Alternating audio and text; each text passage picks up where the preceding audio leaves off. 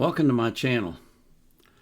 I have got 6 more requested reactions for you today, but I also have a bonus video. I keep a special requests list, and this has been on my list for a while now, and I finally decided to do it. It's an interview of Amira Willighagen on CNN in 2013. She would have been 7 years old, I think, or 8. Very young, just having first broken out, basically. Maybe it was 8. I can't recall. But anyway, so I'm going to play that for you. It's only about 4 minutes long before we get into the requested reactions.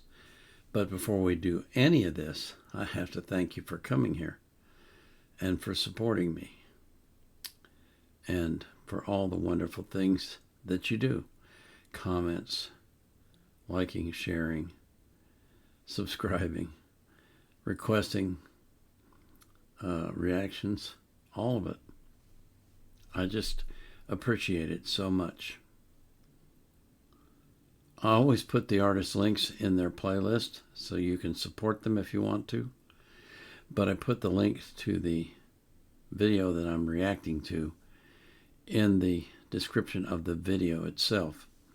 I also put links from Wikipedia if I can find them, and I put the link to the reaction request form so you can request reactions if you want to. I don't take requests from the comments. If you put a request in the comments, I'm going to reply with a link to the form to fill out. That's how we do it here. So this is Amira Willighagen in 2013 being interviewed on CNN by Anderson Cooper.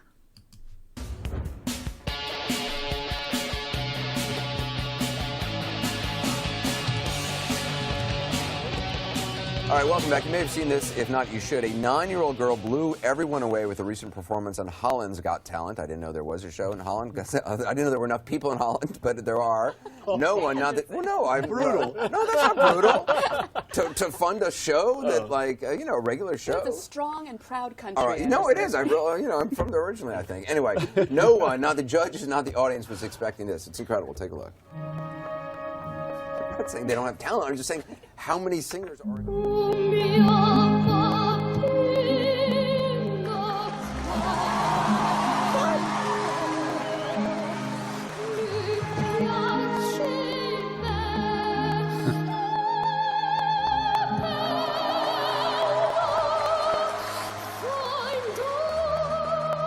was incredible. That was from a Puccini opera. 9 years old. Her voice is obviously amazing, but even more incredible, this little girl says she taught herself to sing by watching YouTube tutorials, no formal voice training. So is this something that is innate, just a natural talent, or is it something that through practice, through rehearsal, you actually can develop? It looks natural, doesn't it? I mean, it gives you chills, but in fact, when you look closely, she illustrates a couple of really powerful things about the way talent is grown. The first is she grew up with this windshield. She was immersed in music, father a musician, brother, mother.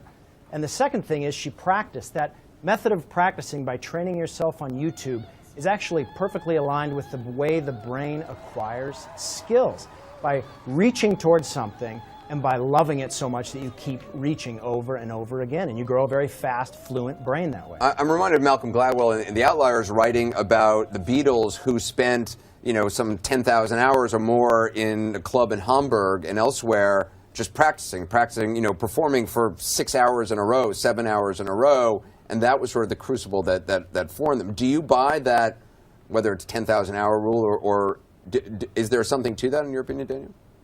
Absolutely, there is. And the difference really is in the quality of the practice. And when you picture this little girl staring at an image of something she loves, you can see that musical identity in her, that love that's driving her. And when she reaches for that over and over again, it changes your brain.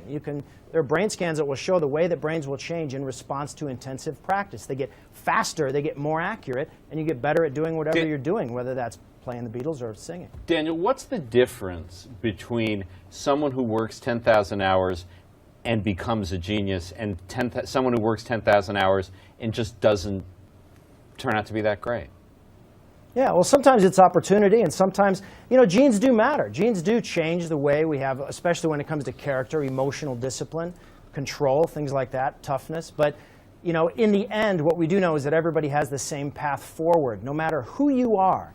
If you practice intensively, if you find something that really connects to your identity and you reach for it over and over again, you're building yourself that talent. So your advice for parents out there is what? Expose their kids to the widest range of things possible and see what sticks?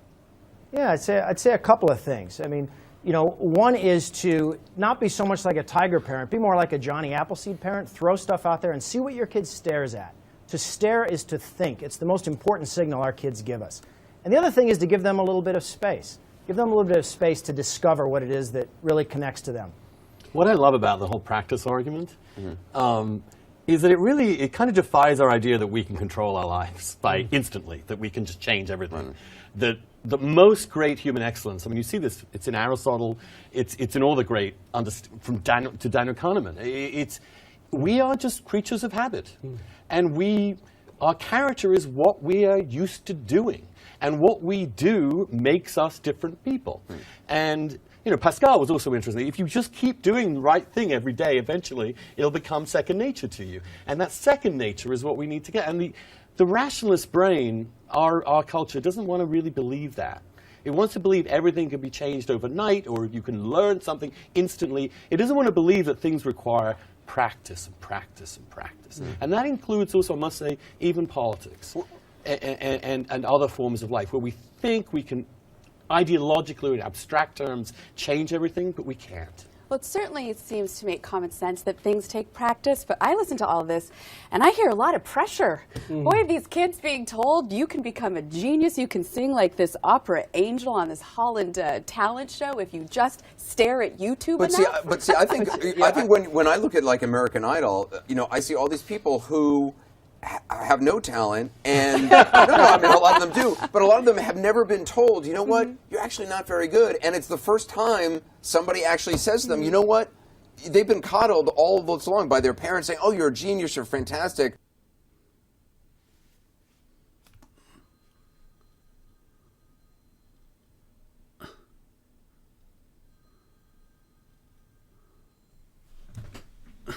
What the?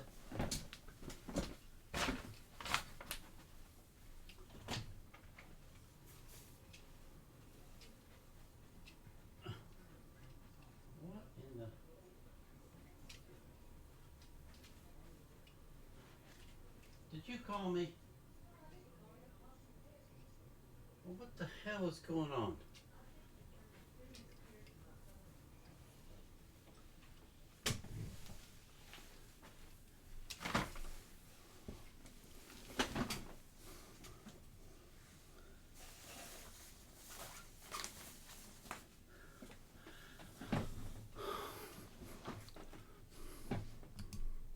When they're actually not. But it's also, I think, people have that spark in them or they don't. Yeah, I agree I'm a with big that. golf. I'm a big golf fan. Tiger Woods has often been accused of having his father push him to play golf all the time. And what Tiger has always said is, you don't understand. I pushed him. I wanted to be a great golfer. I wanted to practice all the time, and that's something that you can't teach. You either do or you don't want to do it. Well, you can't teach it, Jeff. I mean, I love that point. That's a good thing. But you can make it more likely by filling the windshield. Think about the environment that little girl who sang grew up in. Every day, watching her father, a professional organist, play, watching her mother play, watching her brother, who's quite good at the violin, play. Who we stare at determines who we become. And so if we fill our windshield with those people, that ignites. I mean, we know how the circulatory system works and how the respiratory system works. Our motivational system works by staring at someone we want to become.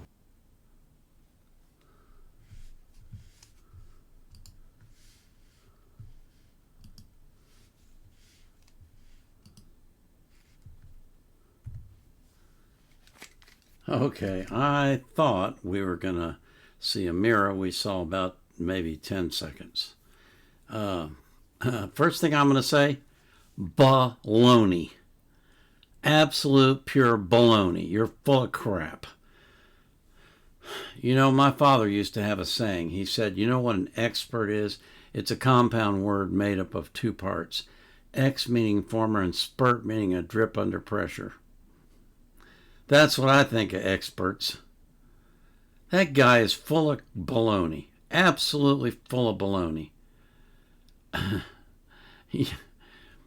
I could practice 100,000 hours and I would never be able to sing like she does. What he's doing is he's belittling her talent. And shame on him for doing that. She has natural talent. Okay. Yeah, she was surrounded by music as a child. Yeah, that influenced her, of course. But she had to have the pipes, son. She couldn't sing if she didn't have the pipes. She could have been influenced out the yin-yang, and if she sounded like a donkey when she sang, you wouldn't be talking about her. Man, I tell you what, these pseudo-intellectuals just drive me crazy with this baloney. Common sense tells you this girl is gifted. You don't need to read books, and you don't need to listen to experts to figure that out. Okay, she watched YouTube videos. Yeah, that's how she learned. But to say that she could just do that and then become what she is with no talent, baloney. Absolute baloney. Every one of us, every single one of us has a calling in life. And if we try to go in some other direction because we're, staring at it, it's going to get us nothing because that's not our calling. Her calling is to sing beautifully. And she does it very nicely, thank you very much, without all your pseudo-intellectual garbage. I can't believe I even watched this stupid thing to the end. Jiminy Christmas, man, I'm telling you, what a waste of my time. Wow. Wow, what baloney. If you believe this stuff, get off my channel. You don't know what you're... Oh, man, I'm telling you, this just, golly days, this just really irked me something fierce to say that Amira learned to sing like she does. No. She learned to sing opera from watching YouTube videos, but she got that voice straight from God. And she would have sung like that without learning YouTube first. Because she has a beautiful voice. Period. End of sentence. Man. Oh, man. I'm sorry I watched this, and I'm sorry I've subjected you to it. But now that I've been through it, and you've heard my opinions, I gotta upload it. I just have to. I just have to. I'm sorry. Forgive me. Oh, man, I'm telling you. Oh, I can't even believe I listened to that. Oh, my Lord. I can't believe that nobody, not one single person on that panel, pushed back and said, wait a minute, don't they have to have the talent first? Don't they have to have the voice first?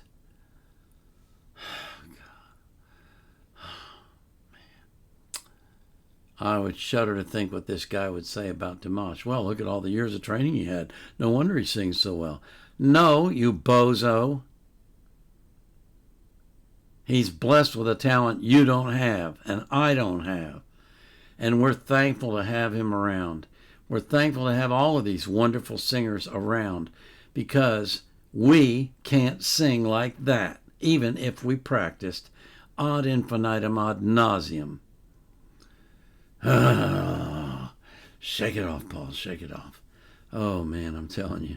Oh, this just gets me riled up, something fierce. Oh my God, that was such a slap in her face. That was such an insult. I can't even believe he said that. Oh, well, anyway. We got to get to music now, so I'm going to move on. I want to thank God for blessing you and for blessing everybody that you love. And that's all I'm going to do right now because I'm upset. This is the Vietnam era vet out.